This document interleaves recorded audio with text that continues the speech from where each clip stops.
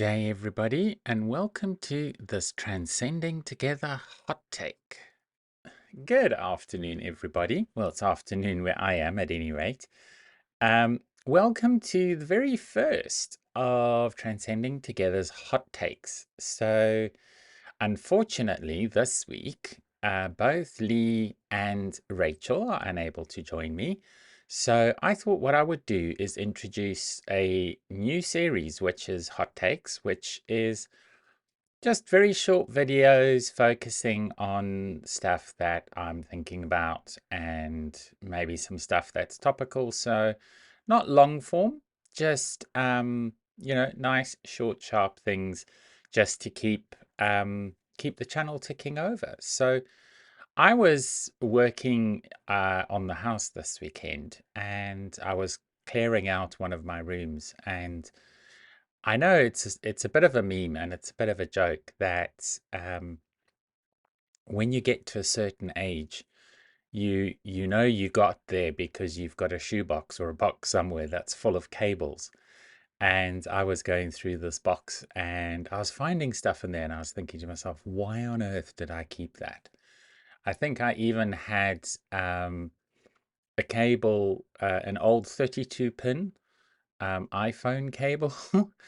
And from my very first iPad, I think it was, I had a Nokia charger back in the days when every single phone had its own special kind of charger. And so I decided I was going to be really ruthless. And I actually had a mindfulness moment when I was going through this, because I thought to myself, that's a bit like our brains. It's a bit like our minds. We hang on to stuff because we hope that one day we might need it again for whatever reason. And with the work that I've been doing with my various therapists and self-discovery and stuff that I'll also talk some more about. And I talk about in my book as well, which I'm working on, which will hopefully be coming out by the end of the year.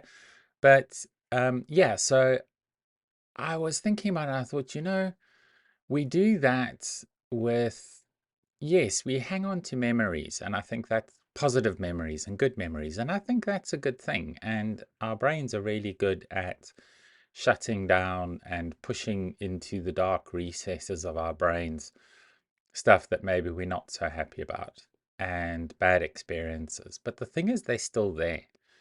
They're still in that shoebox that you've got on the top shelf or in the back of a cupboard somewhere. They're still there, actually. And they take up space. And literally and metaphorically, they take up space. And you've got to, every now and then, you've really got to go through all the cupboards in your brain and examine the stuff that you've got in there and think to yourself, there's an expression that a lot of therapists use in terms of, work out if it still serves you.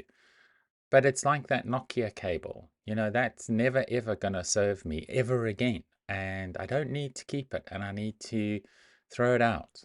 Um, so that occurred to me, and I thought I would share it with you because it was like one of those wow moments where you look and you think, yeah, that's what I need to be doing. So on my next few meditations, I think what I'm going to be doing is um, going through those boxes and finding all the things that I don't need anymore.